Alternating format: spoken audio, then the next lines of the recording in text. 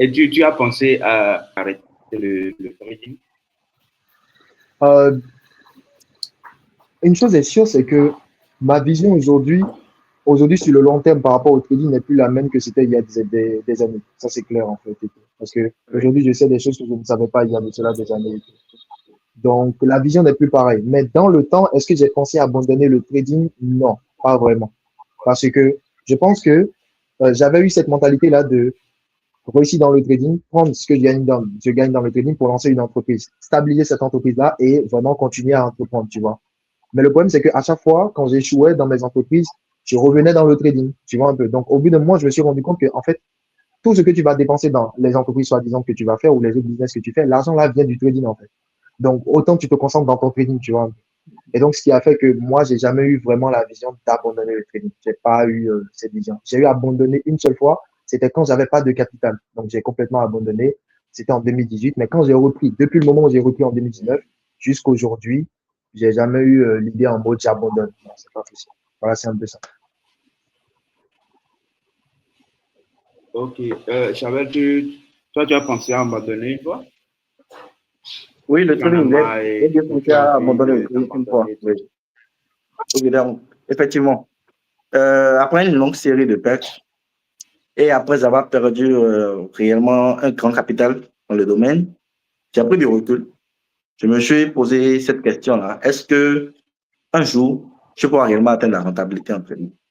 Avec ce que tu fais là, parce que voilà, après avoir fait telle formation, je me suis dit, ça n'a pas donné le résultat que je voulais. Donc, est-ce qu'à un moment donné, j'aurai une information du génie qui va réellement pousser mon trading?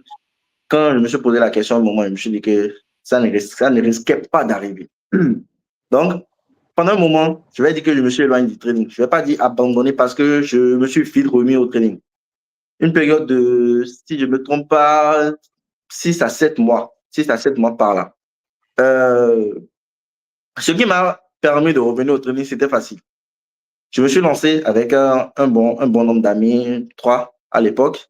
Donc, quand j'allais à une formation, je revenais, je partageais avec eux les infos que j'ai, les nouvelles infos. Quand eux-mêmes, ils allaient à des formations, ils allaient suivre des conférences et tout, ils venaient me partager également les expériences, les nouvelles choses qu'ils ont appris, tout de moins.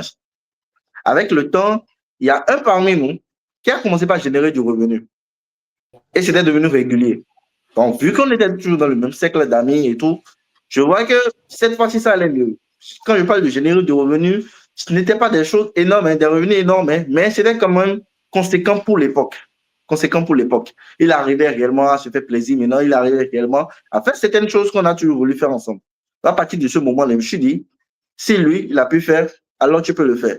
Remets-toi sérieusement au training et vois ce que ça va donner. C'est vrai que quand je me suis remis au training, ce n'a pas été automatique, hein.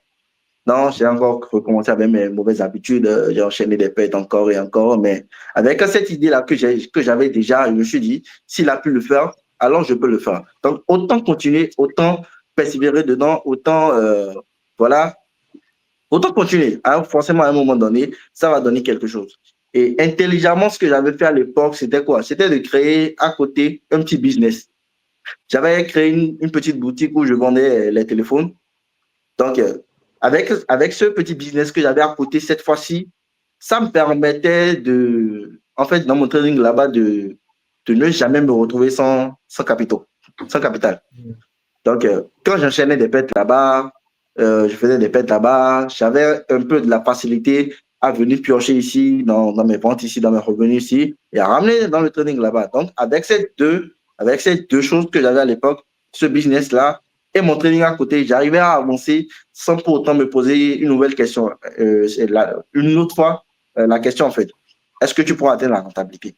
Donc, à partir de ce moment-là, j'avais un truc qui me soutenait. Donc, ça m'a plus facilité la tâche à pouvoir persévérer dedans et voilà,